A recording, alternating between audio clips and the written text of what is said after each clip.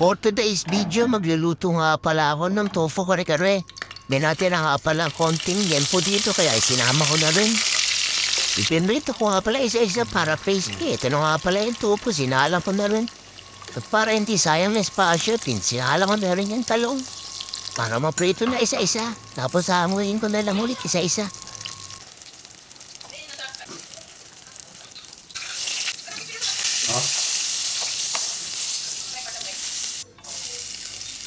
Igisa na nga pala tayo ng bawang.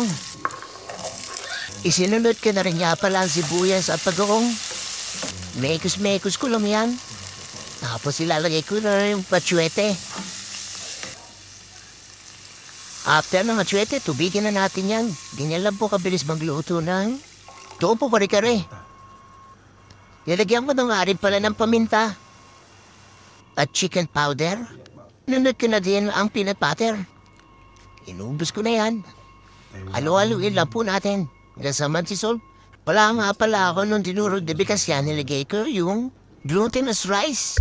Pag sumasamahin na po natin lahat ng ricado, nilagay ko na nga pala po yung gempo, tokwa, at yung echay.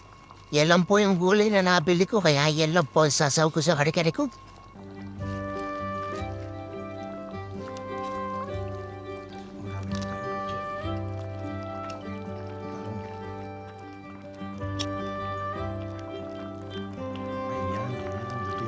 Sa wakas, ang pinakahihintay natin, luto na po ang ating kare-kare tofu.